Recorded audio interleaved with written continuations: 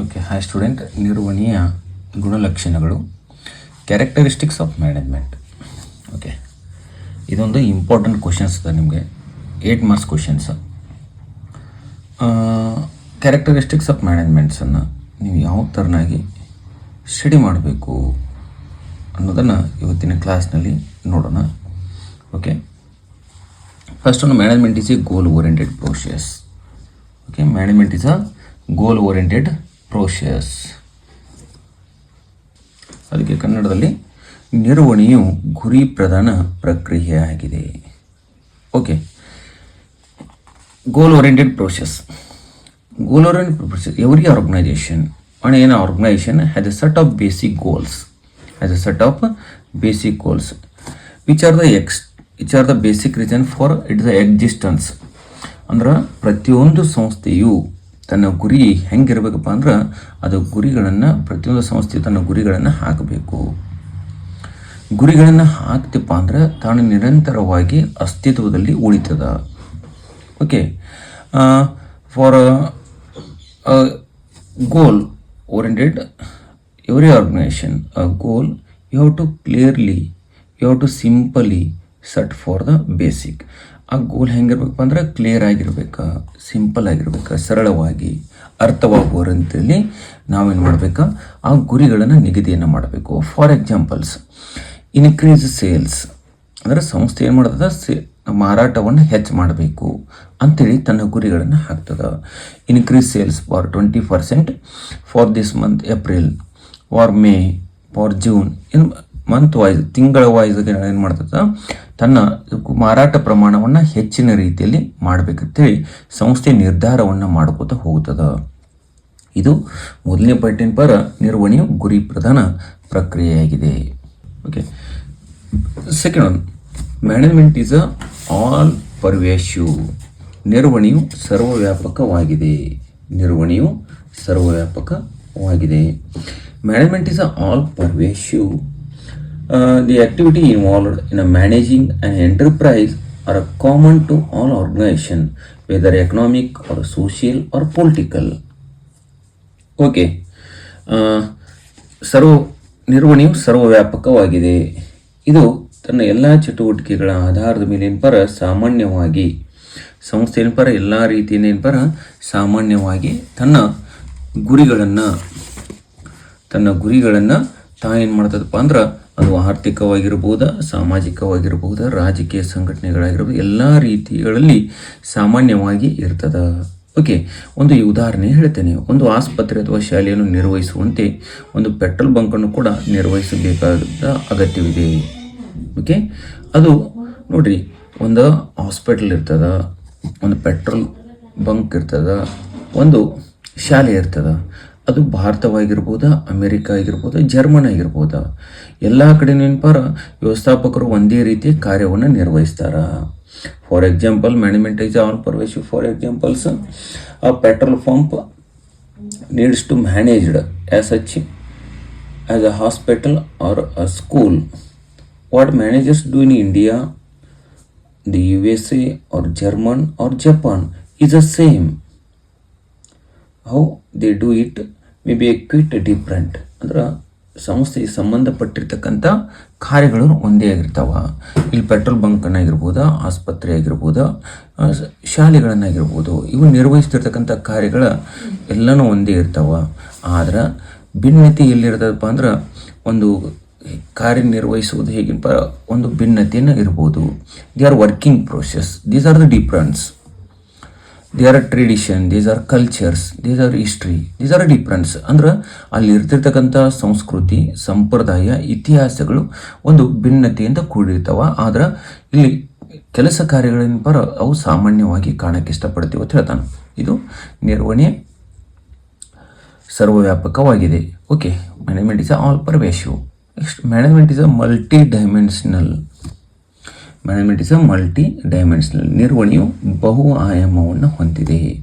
Okay, ನಿರ್ವಹಣೆಯು ಬಹು ಆಯಾಮವನ್ನು ಹೊಂದಿದೆ. Management is a complex activity that has been 3 main dimensions. ಇಲ್ಲಿ ಏನಪ್ಪಾರ 3 ಆಯಾಮಗಳನ್ನು ನಾವು ನೋಡ್ತೇವೆ. 3 ಆಯಾಮಗಳನ್ನು ನಾವು ನೋಡೋಕೆ ಇಲ್ಲಿ ಕೆಲಸದ ನಿರ್ವಹಣೆಯನ್ನಾಗಿರ್ಬೋದು, ವ್ಯಕ್ತಿಗಳ ನಿರ್ವಹಣೆಯನ್ನಾಗಿರ್ಬೋದು, ಕಾರ್ಯಾಚರಣೆ ನಿರ್ವಹಣೆಯನ್ನಾಗಿರ್ಬೋದು, management of work, management of people, management of operations. These are the main 3 dimensions of management. ಇಲ್ಲಿ ನಿರ್ವಹಣೆಯಲ್ಲಿ ಬರ್ತಿರ್ತಕ್ಕಂಥ ಒಂದು 3 ಆಯಾಮಗಳನ್ನು ನಾವಿಲ್ಲಿ ಕಾಣ್ತೇವೆ. 1 ಮಾರ್ಕ್ಸ್ ಕ್ವಶನ್ ಕೇಳ್ತಾನೆ. Mention any 1 dimensions, management of work, management of people, management of operations. ನಿರ್ವಹಣೆಯ ಯಾವುದಾದ್ರೂ ಒಂದು ಆಯಾಮ ಅಥವಾ ಯಾವುದಾದ್ರೂ ಒಂದು ಮೂಲಾಂಶವನ್ನು ತಿಳಿಸಿ. ಮೂಲಾಂಶ ಅಂದ್ರೆ ಒಂದೇ, ಆಯಾಮ ಅಂದ್ರೆ ಒಂದೇ.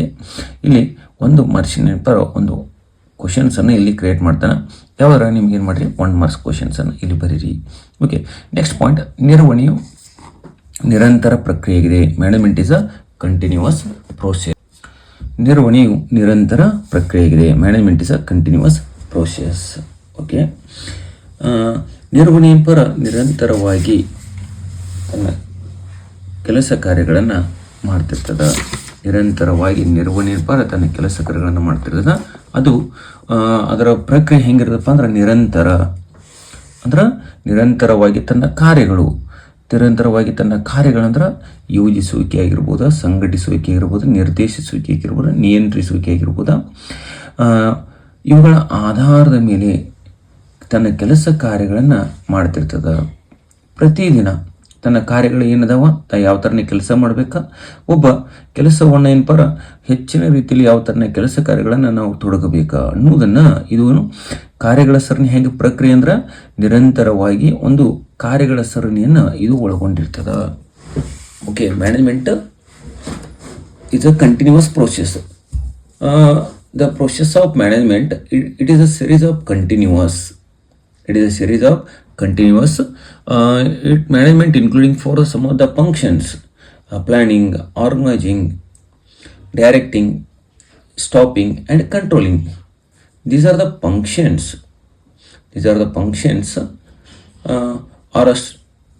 are all by managers in all the times. ಎಲ್ಲ ಕೆಲಸಗಾರರು, ಎಲ್ಲ ನಿರ್ವಹಣೆದಾರರು ಏನು ಮಾಡ್ತಪ್ಪ ಅಂದ್ರೆ ನಿರ್ವಹಣೆಯನ್ನು ಒಂದು ನಿರಂತರ ಪ್ರಕ್ರಿಯೆಯಲ್ಲಿ ತಾವು ಕೆಲಸ ಕಾರ್ಯಗಳನ್ನು ಮಾಡ್ಕೋತ ಹೋಗ್ತಿರ್ತಾರೆ ಅಂತ ಹೇಳ್ತಾನೆ. Next one, management is a group activity. ನಿರ್ವಹಣೆಯು ಒಂದು ಗುಂಪು ಚಟುವಟಿಕೆಯಾಗಿದೆ.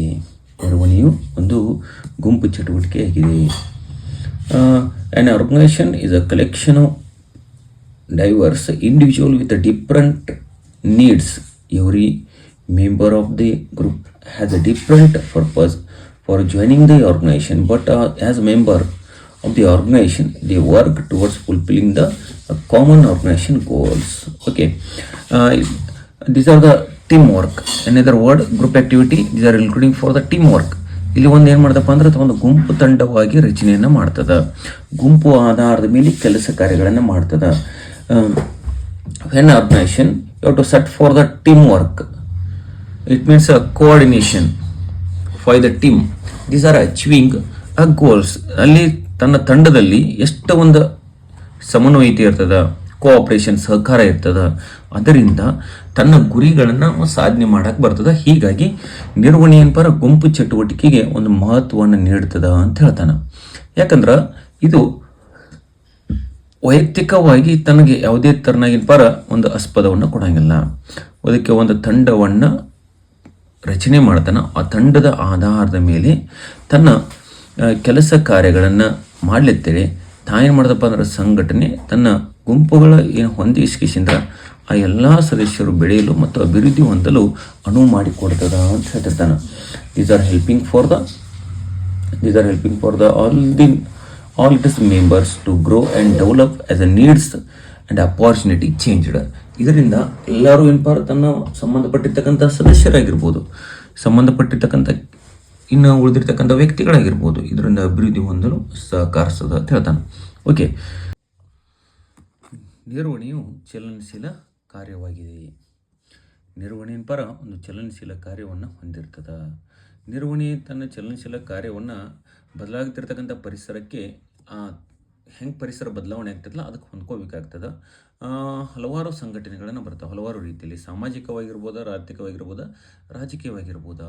ಇವೆಲ್ಲ ಬಾಹ್ಯ ಅಂಶಗಳ ಪರಿಸರಕ್ಕೆ ಅದೇನಪ್ಪ ಹೊಂದ್ಕೋಬೇಕಾ ಮತ್ತು ಪ್ರತಿಸ್ಪಂದಿಸಬೇಕಾಗ್ತದೆ. ಯಾಕಂದರೆ ಈ ದಿನನಿತ್ಯದಲ್ಲಿ ಏನಪ್ಪ ಮಾರುಕಟ್ಟೆ ಬದಲಾವಣೆ ಆಗೋತ ಹೋಗ್ತದೆ. ಏನು ಬದಲಾವಣೆ ಆಗ್ತದಲ್ಲ ಆ ಬದಲಾವಣೆಗೆ ನಾವು ಹೊಂದ್ಕೋಬೇಕಾಗ್ತದೆ ಅಂತ ಹೇಳ್ತಾನೆ. Management is a dynamic functions.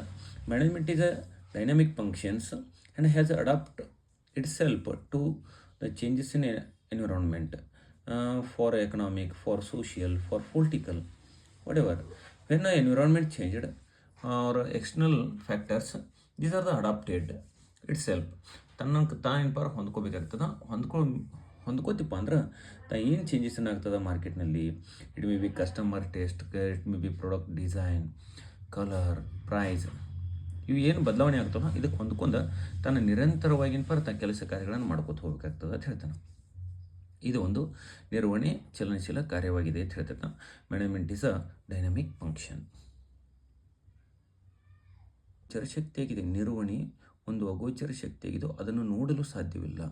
ಆದರೆ ಅದರ ಇರುವಿಕೆಯನ್ನು ಸಂಘಟನೆಯ ಕಾರ್ಯನಿರ್ವಹಿಸುತ್ತಿರುವ ರೀತಿಯಲ್ಲಿ ಅನುಭವಿಸಬಹುದು. ಓಕೆ, ಹೇಗಪ್ಪ ಅಂದ್ರೆ ತನ್ನ ಯೋಜನೆ ಏನು ಹಾಕಿರ್ತದಲ್ಲ ಅದರ ಅನುಗುಣವಾಗಿ ಸಿಬ್ಬಂದಿ ವರ್ಗದವರ ಸಂತೋಷವನ್ನಾಗಿರ್ಬೋದು, ಸಿಬ್ಬಂದಿ ವರ್ಗದವರ ತೃಪ್ತಿಯಿಂದ ಇರುವುದಾಗಿರ್ಬೋದಾ, ಬದಲಿಗೆ ವ್ಯವಸ್ಥಿತವಾಗಿರ್ಬೋದು ಮತ್ತು ಇವುಗಳನ್ನು ನಾವು ಗಮನಿಸಬಹುದು ಅಂತ ಹೇಳ್ತಾನೆ. Management is intangible force. It is according to you have to seen about the management according to as per plans. Employee are happy, employee are satisfied. These are the observation, these are the seen. ಇವನ್ನ ನೋಡಕ್ಕೆ ನಾವೇನಪ್ಪ ಸಾಧ್ಯ ಆಗ್ಬೋದು. ಹೀಗಾಗಿ ಏನಪ್ಪ ನಿರ್ವಹಣೆ ಒಂದು ಅಗೋಚರ ಶಕ್ತಿ ಆಗಿರ್ತದೆ ಅಂತ ಹೇಳ್ತಾನೆ. ಇದು ಒಂದು 8 ಮಾರ್ಕ್ಸ್ ಕ್ವಶನ್ ಬರ್ತದೆ. ಲಾಸ್ಟ್ ಒನ್, ನಿರ್ವಹಣೆ ಒಂದು ಅಗೋಚರ ಶಕ್ತಿಯಾಗಿದೆ. Dash 1 marks fill in the blanks question ಕೇಳ್ತಾನೆ. Management is a dash forces, intangible force. ನಿರ್ವಹಣೆ ಒಂದು ಡ್ಯಾಶ್ ಶಕ್ತಿಯಾಗಿದೆ ಅಂತೇಳಿ 1 ಮಾರ್ಕ್ಸ್ ನಿಮ್ಮ ಕ್ವಶನ್ ಬರ್ತದೆ. ಇಂಪಾರ್ಟೆಂಟ್. ಇದೊಂದು 8 ಮಾರ್ಕ್ಸ್ ಕ್ವಶನ್ ಅದ. ಪ್ರತಿ ವರ್ಷ ರಿಪೀಟೆಡ್ ಮಾಡ್ತಿರ್ತಕ್ಕಂಥ ಕ್ವಶನ್. ಈಗ ಆಲ್ರೆಡಿ ನಿಮಗೆ ಎಕ್ಸಾಮ್ಸ್ನಲ್ಲಿ ಒಂದು ಕ್ವಶನ್ ಪೇಪರ್ ರೆಫರ್ ಮಾಡಿದ್ರು ಈ ಕ್ವಶನ್ ಅಂತ ಕಂಟಿನ್ಯೂಸ್ ಆಗಿ ರಿಪೀಟೆಡ್ ಇರ್ತದೆ. ಓಕೆ, ಸ್ವಲ್ಪ ನೀಟಾಗಿ ಏನು ಮಾಡಿರಿ, ವರ್ಕ್ ಮಾಡ್ಕೊಂಡು ಸ್ವಲ್ಪ ಓದ್ಕೋತಾ ಹೋಗ್ರಿ. Thank you.